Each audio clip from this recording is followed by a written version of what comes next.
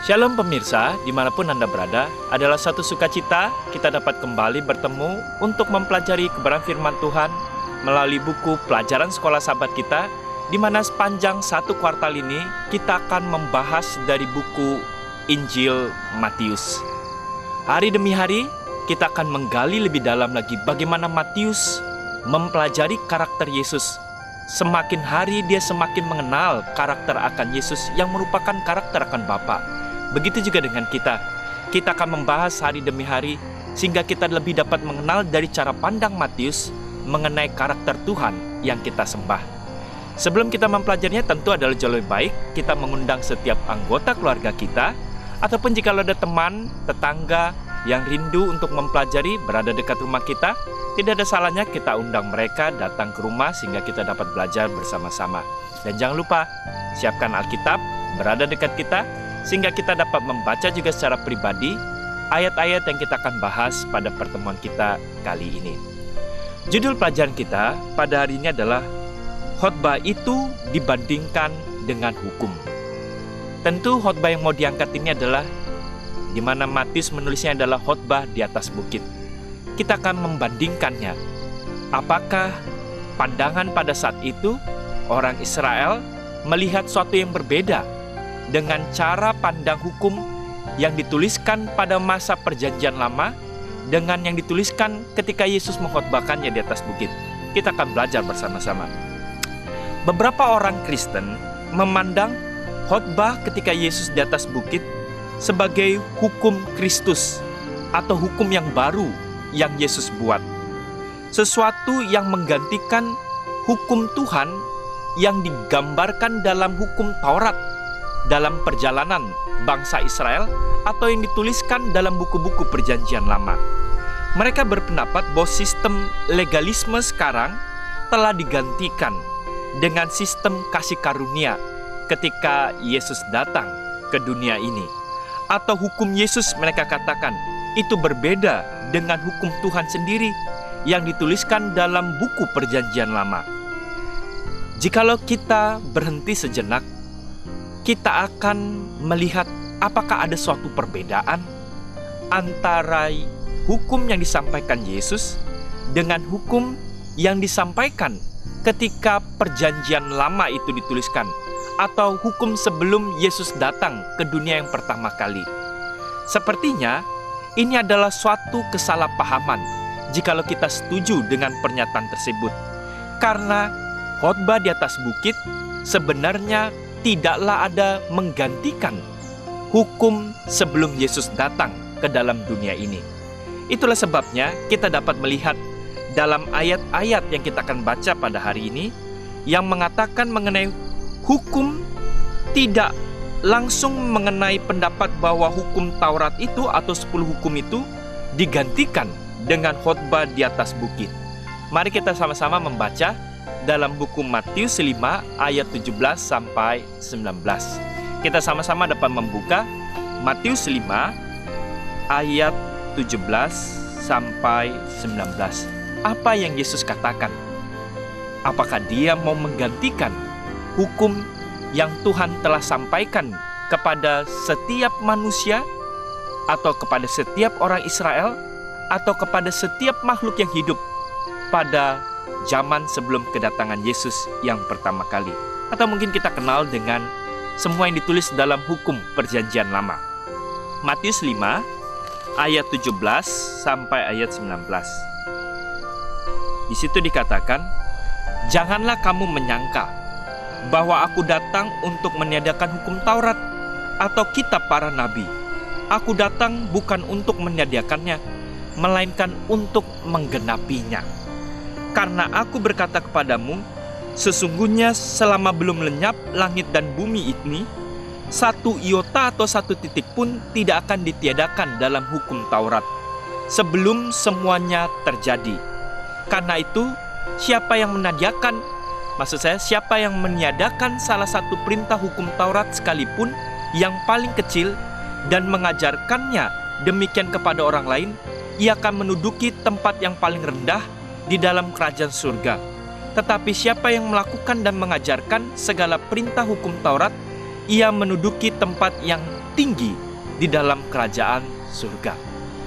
Tuhan mengatakan melalui ayat yang baru saja kita baca, bahwa kedatangannya bukan meniadakan hukum Taurat, tetapi dia menggenapinya untuk membuat kita mengerti. Dan tidak ada satupun hukum di dalam hukum Taurat yang akan dibatalkan sebelum lenyapnya langit dan bumi. Ya, ia mengajarkan, barang siapa yang mengajarkan untuk meniadakan hukum Taurat satupun atau hal yang terkecil, sebenarnya dia tidaklah layak untuk memperoleh kerajaan surga tersebut. Kemudian dia juga meneruskannya dalam ayat 21 sampai ayat 22. Kamu telah mendengar yang difirmankan kepada nenek moyang kita, jangan membunuh. Siapa yang membunuh harus dihukum. Tetapi aku berkata kepadamu, setiap orang yang marah terhadap saudaranya haruslah dihukum. Siapa yang berkata kepada saudaranya kafir, haruslah dihadapkan ke mahkamah agama. Dan siapa yang berkata jahil, haruslah diserahkan ke dalam neraka yang menyala-nyala. Ya, sebenarnya dengan perkataan atau tingkah laku kita yang menyakiti hati seseorang, Kristus memberikan suatu gambaran yang lebih lengkap. Itu sebenarnya kita juga sudah melakukan pembunuhan secara karakter. Dan Tuhan sebenarnya memberikan suatu gambar, itu bukan karakter saya. Kita harus melakukan perkataan dan perbuatan yang tidak menyakiti hati orang lain. Karena itu adalah hati Bapa kepada setiap manusia. Walaupun kita mengatakan kafir, itu juga menyakiti, menghakimi hati setiap orang dan menganggap diri kita adalah diri kita yang benar. Kita harus mempunyai hati daripada karakter Bapa untuk menyampaikan yang penuh kasih dengan perkataan yang sopan dan tidak menyakiti atau membunuh karakter setiap orang. Kemudian ayat 27 dan 28. Kamu telah mendengar firman, jangan berzina. Tentu itu tidak dibenarkan oleh Tuhan. Tetapi aku berkata kepadamu, setiap orang yang memandang perempuan serta menginginkannya sudahlah berzina dengan dia di dalam hatinya. Ini juga merupakan suatu gambaran yang lebih lengkap untuk apa yang Tuhan inginkan di dalam kehidupan kita. Tentunya saat ini banyak tontonan, banyak bacaan, atau banyak hal-hal yang mempengaruhi penglihatan kita melalui internet, melalui handphone, dan lain-lain sebagainya, yang dapat membantu kita untuk sudah melakukan perzinahan. Dan Tuhan mengatakan hal-hal yang demikian janganlah dimasuki untuk merusak pemikiran kita. Begitu juga dengan para wanita, hendaknya kita menggunakan pakaian-pakaian yang sopan. Karena jikalau kita tidak menggunakan pakaian yang sopan, itu juga membantu untuk para pria jatuh ke dalam penglihatan mereka, sehingga mereka juga melakukan perzinahan di dalam pemikiran mereka. Untuk itulah kepada kita, anak-anak Tuhan yang saling tolong-menolong untuk membangun karakter kita yang menyerupai karakter Kristus, hendaklah kita saling juga tolong-menolong untuk saling menjaga agar saudara bersaudara tidak jatuh ke dalam dosa-dosa perzinahan. Ini adalah tentunya yang Tuhan inginkan di dalam setiap kehidupan anak-anaknya. Begitu juga dengan Roma 7 ayat 7. Paulus juga memberikan untuk kita mengerti apakah Yesus datang untuk meniadakan terhadap hukum Taurat tersebut, karena banyak pandangan yang mengatakan bahwa hukum Taurat sudahlah ditiadakan lagi. Roma 7 ayat 7. Kita dapat membacanya di sini. Jika demikian, apakah yang hendak kita katakan? Apakah hukum Taurat itu dosa? Sekali-kali tidak. Sebaliknya justru oleh hukum Taurat di sini dikatakan, aku telah mengenal dosa, karena aku juga tidak tahu apa itu keinginan, kalau hukum Taurat itu tidak mengatakannya kepada kita. Karena aku tidak tahu apa itu keinginan kalau hukum Taurat tidak mengatakan jangan mengingini. Jadi Paulus juga kembali mengatakan bahwa hukum Taurat itu bukannya ditiadakan, tetapi menjadi suatu cermin kepada kita untuk kita mengerti apa yang Tuhan ingin gambarkan kepada kita, untuk kita dapat mengerti hal-hal yang bertentangan dengan kehendak Tuhan. Dan tentu Tuhan memberikan hukumnya agar kita mengerti itu adalah pemberian yang terbaik, sehingga kita dapat melihat bagaimana karakter Tuhan melalui firman-Nya. Ini adalah suatu pelajaran, kembali memberikan suatu pengingat kepada kita bahwa Tuhan datang bukan meniadakan hukum Taurat tersebut. Seorang penulis bernama Craig S. Skinner menuliskan, kebanyakan orang Yahudi memahami hukum itu dalam konteks kasih karunia. Apa sebenarnya makna hukum dengan kasih karunia? Mengingat tuntutan Yesus akan kasih karunia yang lebih besar, tidak diragukan Yesus katanya bertujuan tuntutan-tuntutan kerajaan itu dalam terang kasih karunia. Bandingkanlah Matius 6 ayat 12. Kita dapat membacanya. Matius 6 ayat 12. Kita sama-sama dapat membaca. Lalu pergilah mereka, maksud saya itu Markus 6 ayat 12. Matius 6 ayat 12. Di situ dikatakan, dan ampunilah kami akan kesalahan kami, seperti kami juga mengampuni orang yang bersalah kepada kami. Di sini dikatakan, jikalau kita mau agar Bapa mengampuni kita, seharusnya kita juga menunjukkan karakter yang sama. Kita juga mau mengampuni orang yang bersalah kepada kami. Itu yang kita dapat lihat ketika Yesus mengajarkan dalam hal berdoa. Markus juga menuliskan hal yang sama. Ayat 25.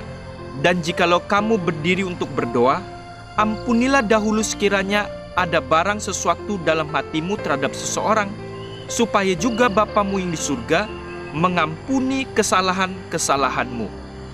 Ayat 26. Tetapi jikalau kamu tidak mengampuni, maka Bapamu yang di surga juga tidak akan mengampuni kesalahan-kesalahanmu. Tentu Tuhan dengan suka hati mengampuni. Tetapi jikalau kita juga tidak mempunyai karakter yang sama, sebenarnya kita juga menghalangi karakter Tuhan terbentuk dalam hati kita, sehingga kita sebenarnya tidak mau mempunyai karakter Kristus. Sehingga itulah yang membuat karakter Bapa untuk merubah dalam diri kita tidak bisa terjadi untuk merubah karakter kita dan kesalahan-kesalahan kita, karena kita tidak mau mengampuni orang yang bersalah kepada kita. Berdasarkan ayat tersebut, kisah-kisah Injil Yesus merangkul mereka untuk mengajarkan sebenarnya kerendahan hatinya, mengakui hak Tuhan untuk mengatur, walaupun dalam praktik mereka belum mencapai tujuan kesempurnaan akhlak. Tentu dalam proses menuju kesempurnaan, kita mau belajar berubah agar Tuhan merubah karakter kita, sehingga hari demi hari kita menjadi sempurna seperti karakter Bapa. Tetapi kerajaan kasih karunia yang diberitakan Yesus bukanlah kasih karunia tanpa usaha, seperti kebanyakan yang diajarkan oleh pengajaran-pengajaran Kristen dunia Barat saat ini. Di dalam Injil kabar kerajaan itu, kita juga diajarkan untuk mengubah mereka yang menerimanya dengan rendah hati, sama dengan meremukkan mereka yang sombong, yang puas diri secara agama dan sosial. Jadi kasih karunia Kristus itu juga harus merubah hati kita untuk belajar merendahkan hati dengan mengampuni orang lain. Karena disinilah yang disebut dengan kasih karunia itu bekerja. Adanya suatu perubahan tentunya di dalam setiap anak-anaknya yang diampuni dosa-dosanya.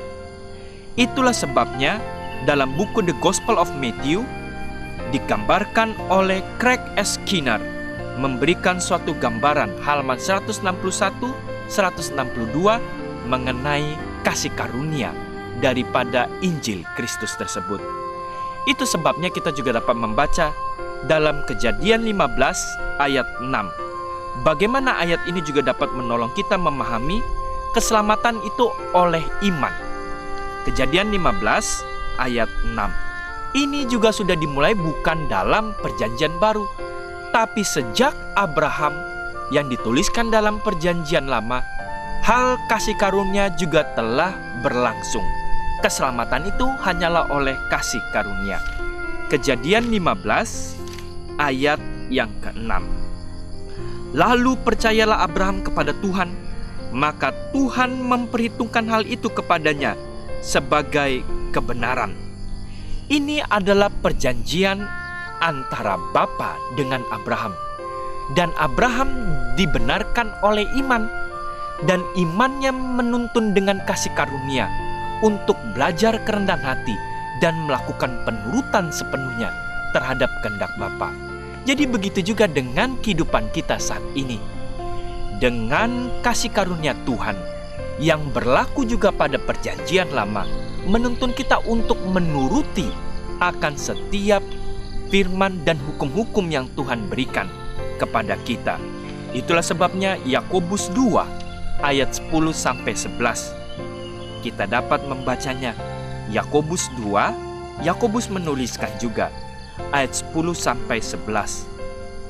Sebab barang siapa menuruti seluruh hukum itu tetapi mengabaikan satu bagian daripadanya, ia bersalah terhadap seluruhnya. Sebab ia mengatakan jangan berzina, ia mengatakan juga jangan membunuh. Jadi jikalau kamu berzina tetapi membunuh, maka kamu juga menjadi pelanggar hukum itu juga. Jadi Yakobus kembali mengingatkan tidak ada pembatalan di dalam hukum Taurat tersebut. Jikalau kita menuruti satu tetapi melanggar yang satu, sebenarnya kita juga melanggar keseluruhan dari hukum tersebut. Keseluruhan hukum Taurat masihlah berlaku sampai pada kedatangan Tuhan yang kedua kali.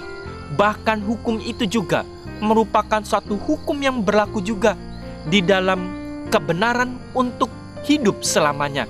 Karena kita tetap tidak akan membunuh, kita tidak akan pernah mencuri, karena itu merupakan bagian karakter Tuhan dalam kehidupan setiap anak-anaknya. Iman kepada Kristus bukanlah suatu iman yang baru. Itu adalah iman yang sama, bahkan dari kejatuhan sampai kesudahan dalam kehidupan yang kekal. Jadi khotbah di atas bukit bukanlah keselamatan oleh kasih karunia yang menggantikan oleh usaha. Hal itu tetaplah keselamatan oleh kasih karunia. Anak-anak Israel diselamatkan hanya oleh kasih karunia di Laut Merah sebelum mereka dituntun untuk bertemu dengan Tuhan di Gunung Sinai ketika Tuhan memberikan 10 hukum dalam bentuk loh batu.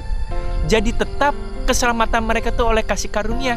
Karena mereka diselamatkan oleh kasih karunia Tuhan, mereka dapat melewati Laut Merah tersebut. Dan Tuhan tetap memberikan untuk mereka mengerti akan karakter Tuhan ketika mereka di Gunung Sinai. Jadi tetap kasih karunia adalah oleh keselamatan adalah oleh kasih karunia, tetapi Tuhan tetap memberikan gambaran ketika kita telah diselamatkan oleh kasih karunia, kita tentu dengan tanpa paksaan akan menuruti setiap pemberian-pemberian Tuhan melalui hukumnya yang merupakan pemberian yang terbaik kepada kehidupan setiap anak-anaknya.